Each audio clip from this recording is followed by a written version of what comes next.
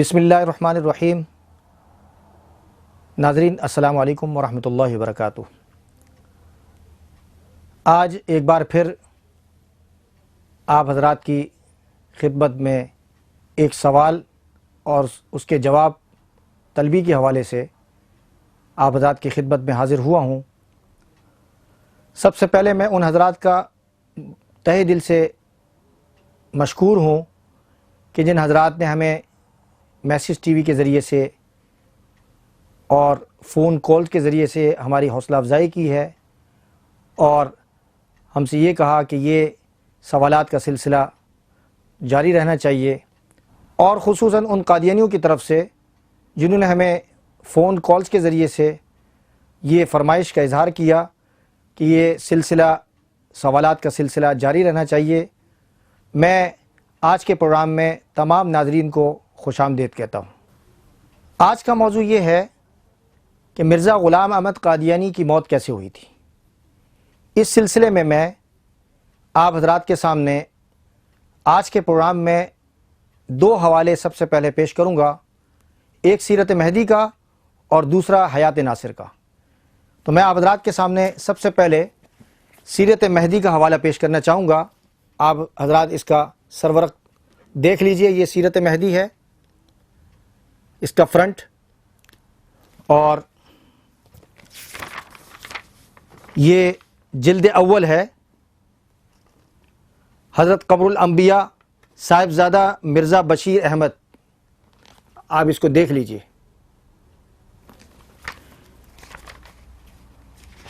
جلد اول صفحہ نمبر 10۔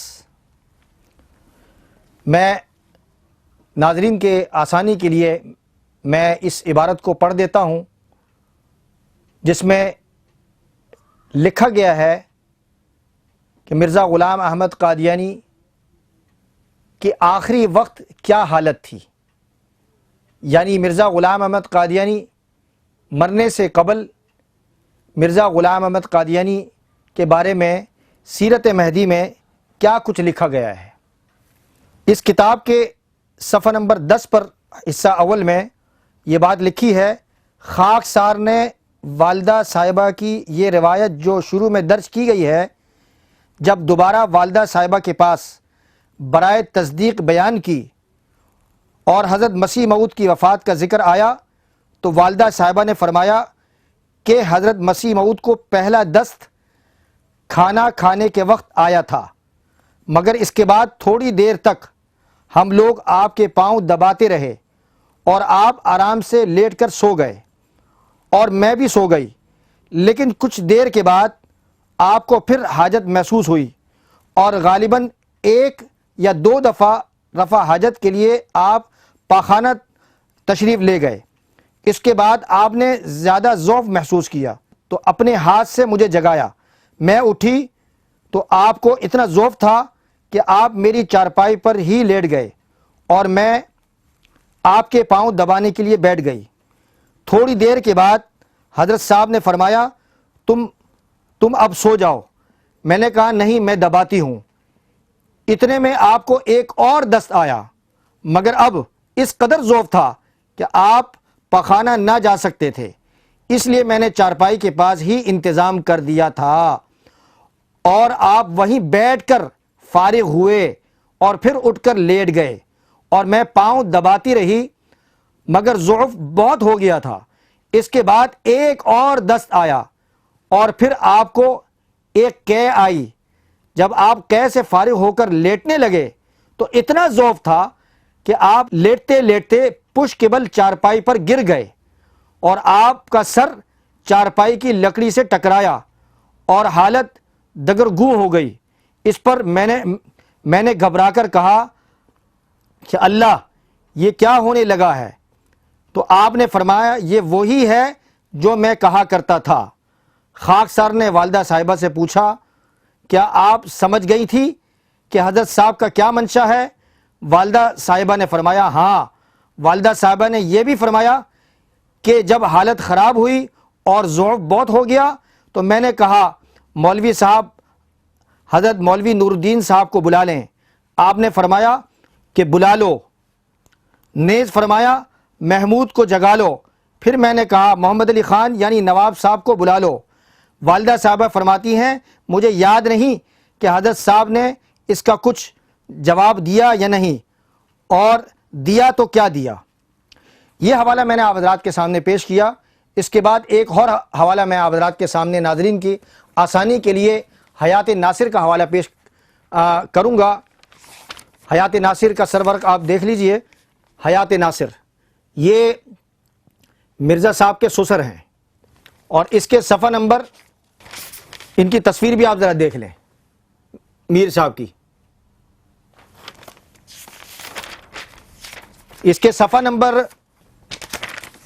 14 پر جو بات درج ہے وہ میں آپ حضرات کے سامنے پڑھ دیتا ہوں، اور پڑھنے سے پہلے میں آپ کو دکھا بھی دیتا ہوں۔ 14 پر اس کی جو عبارت ہے وہ آپ حضرات توجہ کے ساتھ سماعت فرمائیں۔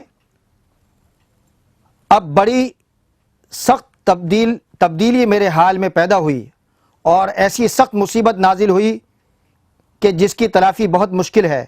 اللہ تعالیٰ کے سوا میری تکلیف کو کوئی نہیں جان سکتا۔ حضرت صاحب جس رات کو بیمار ہوئے، اس رات کو میں اپنے مقام پر جا کر سو چکا تھا۔ جب آپ کو بہت تکلیف ہوئی تو مجھے جگایا گیا تھا۔ جب میں حضرت صاحب کے پاس پہنچا اور آپ کا حال دیکھا تو آپ نے مجھے مخاطب کر کے فرمایا میر صاحب مجھے وبائی ہیضہ ہو گیا ہے، میر صاحب مجھے وبائی ہیضہ ہو گیا ہے، میر صاحب مجھے وبائی ہیضہ ہو گیا ہے۔ یہ میں 3 بار اس لیے میں کہہ رہا ہوں تاکہ ناظرین اس لفظ پر ذرا غور کریں اور فکر کریں، سوچیں کہ اس سلسلے میں وہ کیا فرما رہے ہیں۔ اس کے بعد آپ نے کوئی ایسی بات میرے خیال میں نہیں فرمائی، یہاں تک دوسرے روز 10 بجے کے بعد آپ کا انتقال ہو گیا۔ صفحہ نمبر 14 حیات ناصر۔ یہ 2 حوالے میں نے آپ حضرات کے سامنے پیش کیے ہیں۔ ناظرین، میں نے آپ حضرات کے سامنے 2 حوالے پیش کیے ہیں۔ عام طور پر مسلمان بھی اور خصوصاً قادیانی بھی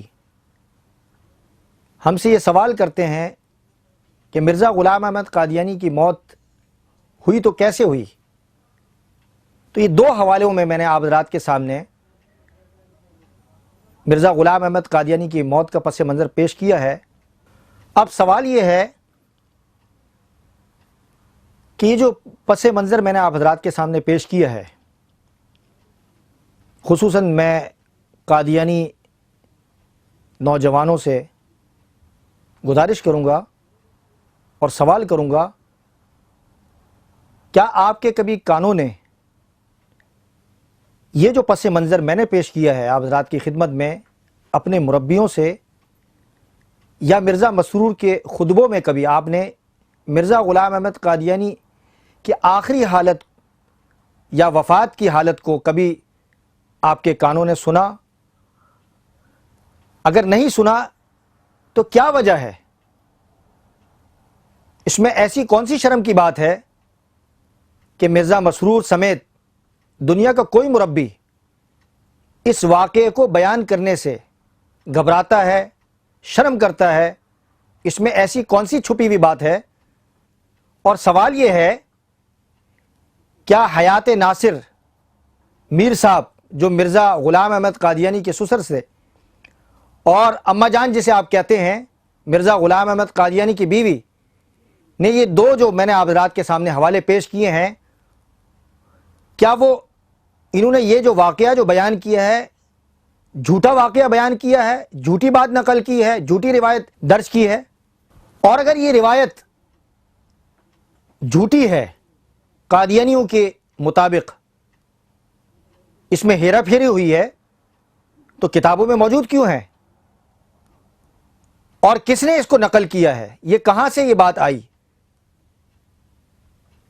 یہ میرا آج کا سوال ہے، اور قادیانیوں سے میں گزارش کروں گا کہ آپ مربیوں سے درخواست کریں، مرزا مسرور سے درخواست کریں کہ اپنے خطبوں میں مرزا غلام احمد قادیانی کی وفات کا منظر پیش کریں، تاکہ جو شکوک و شبہات خصوصاً قادیانیوں میں اور قادیانیوں کے ذہنوں میں موجود ہیں مرزا غلام احمد قادیانی کی وفات کے حوالے سے، اور مسلمان جو سوالات اٹھاتے ہیں اس سلسلے میں، وہ مرزا مسرور اور مربیوں کی ذمہ داری ہے کہ ان شکوک و شبہات کو دور کرے۔ اب آخر میں مجھے بہت اہم بات عرض کرنی ہے، وہ یہ ہے کہ دنیا کا ہر مسلمان یہ خواہش رکھتا ہے کہ اس کی وفات اگر ہو تو وہ مدینے میں ہو، اور اس کی تدفین جنت البقیع میں ہو، اور جب موت آئے تو اسی طریقے پر آئے کہ جس طرح نبی اکرم صلی اللہ علیہ وسلم کی وفات ہوئی۔ تو کیا آپ اس بات پر مرزا مسرور سے اصرار کریں گے کہ وہ اپنے خطبوں میں مرزا غلام احمد قادیانی جیسی موت اجتماعی طور پر مانگے اور آپ حضرات آمین کہیں؟ کیا اس بات کی آپ جرت کریں گے؟